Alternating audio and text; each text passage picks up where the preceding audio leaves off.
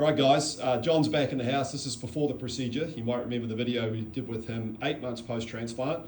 This is procedure day. The Sharpie line shows the hairline marked out before we did this. There we go. John, how are you, man? I'm doing well. Guys, have a look at this. Look how natural this looks.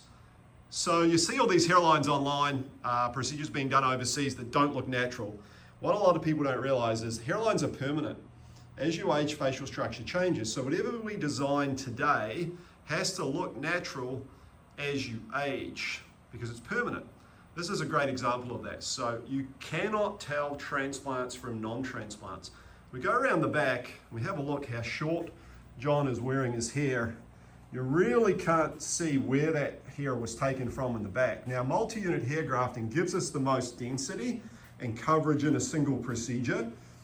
And in the old days, it left quite an obvious suture line in the back. Now it's really fine and thin, and you can wear your hair a lot longer. And if we go in really, really close, we can get an example of how to build a natural hairline.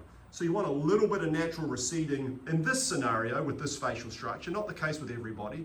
So you use little fine small grafts in the very front, what we call micro-grafts. Then behind that, to get the density you see here, we use what we call multi-unit grafts, which are a graft that can have 2 to 3 follicular units in it, or 2 to 3 follicles in it, and they can have 2 to 3 hairs in each follicle. That's what gives you the density, but still a natural look. So again, if we have a look here, and we come back up, John, this looks awesome, man. You're gonna be pretty happy, huh? Oh, absolutely. Looks awesome, man. Well, congratulations. Appreciate your trust, and really, again, man, could not be happier for you. This is awesome, and enjoy the hair. Thank you.